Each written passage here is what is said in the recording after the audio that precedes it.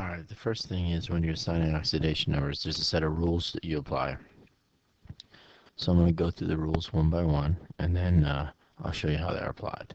First thing you know is if you have a periodic table, if an element is a group 1 element, it always has a charge of +1. If an element is in group 2, it's always going to have a charge of +2. Boron or aluminum are always going to be 3+. Fluorine is always going to be 1-. The other thing is oxygen is most of the time, like 99% of the time, going to be -2. Hydrogen's going to be +1 most of the time. And most of the halogens or group 17 metals will be -1. That would be like the last rule you apply. You apply the rules in order, basically, going from the top to the bottom. So basically, first thing you always do is assume that if you have a group 1 metal, it's going to be +1. Group 2 is going to be +2. Aluminum and boron are 3+. Fluorine is -1. Hydrogen's +1. Oxygen's -2. So those are the rules, and you'll see how we apply them in a minute. The other thing I'll tell you is if an element, if you have the element is in their elemental state, meaning like if it's a metal and it's solid, means that it'll have an oxidation number of 0. If it's an ion, it's the same as the charge. For example, Fe3+. Its oxidation number is going to be 3+. If you get Na+1, its oxidation number is +1. So that's how it works with simple ions when it's one element. If you look here on the periodic table, this reinforces what we were just going over. This is the oxidation numbers for all group 1 elements. If you notice, they're all +1. If you look at all the elements in the second group of the periodic table, they're all +2. And then everything else goes kind of haywire. And that's why we have to figure out a system to find the oxidation numbers. If you look right here, they all change.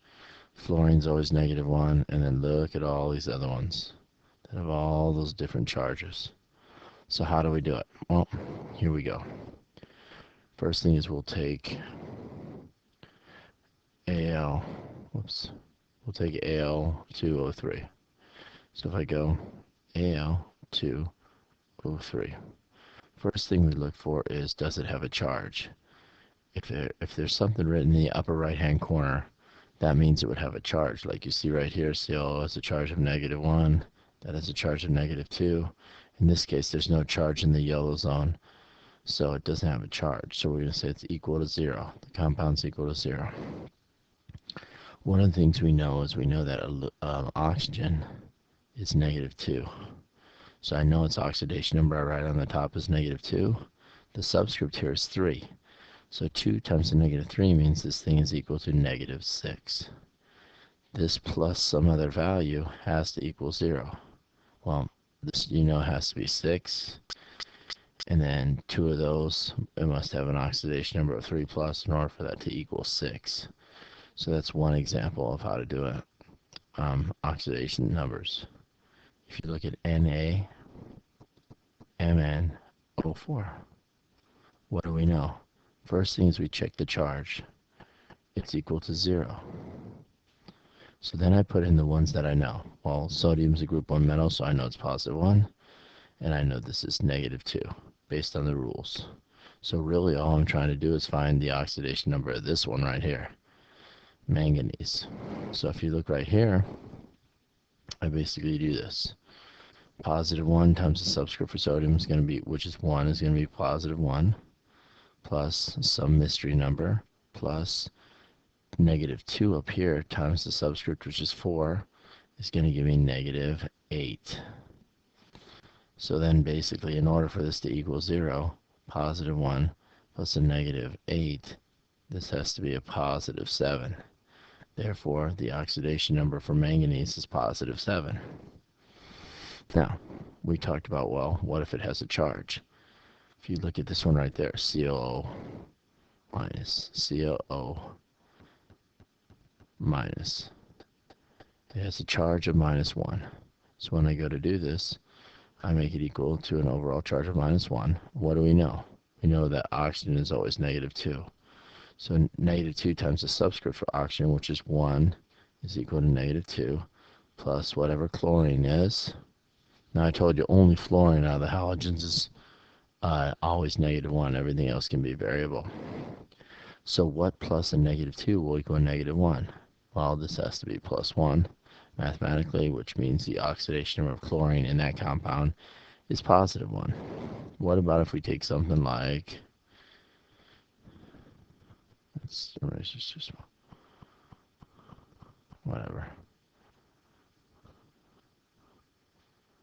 So let's say we took something like Cr2O7 2-.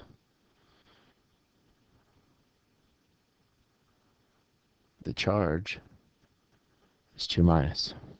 Therefore, we set it equal on the bottom to 2-. What do we know? Well, we know oxygen's 2-. So I take the 2- times the subscript, which is 7, I get -14. So something plus a -14 is equal to -2. That's going to be a +12. So since there's 2 chromiums, what oxidation number would have to be on the top times 2, or what's the number times 2? That will equal 12. The oxidation number of chromium is +6. All right, let's look at E. So if we take E here, it's going to be HAsO4 2-. So we have an overall charge, dang it, of 2-. So I go over here, I go 2- here. Then what do I know? I know oxygen's 2-, and I know that hydrogen's +1 based on the rules that we learned on the first page back here. I'm basically applying these rules right here in order to establish. You're always just trying to find the oxidation number of one element. The number's not given to you. Well, 1 times the subscript 1 is going to be +1 plus some number plus, well, -2 times the subscript -4 is going to be -8. So basically, this is going to be 5. That has to be +5 right there in order to equal -2. Therefore, the oxidation number for acetane is +5. What about a situation like G? G is a unique situation because remember we apply the rules in order.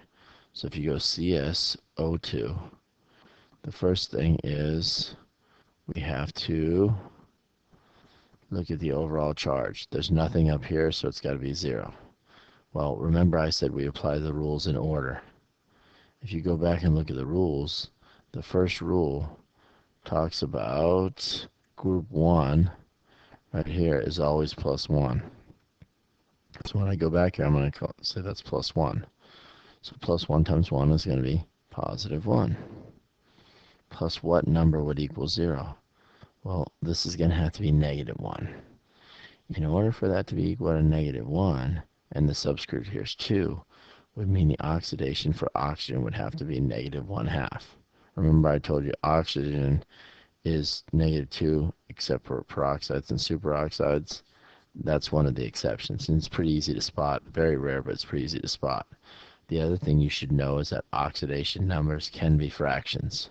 Very rare, but they can be fractions. So your homework this weekend is just to basically go through on that sheet and assign oxidation numbers. Again, remember, you apply the rules in order that they're given.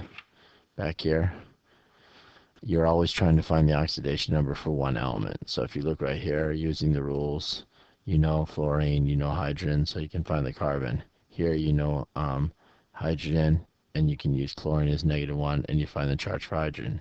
Here you know the charge for fluorine, you know the charge for hydrogen based on the rules, just like we did for all the other ones. If you notice, if you highlight the ones we know using the rules, you can find it on that one. It's easy. This one over here, you know what hydrogen is, and you know oxygens are, and hydrogen. So really, you're only finding one element when you go and do this. If you look at B,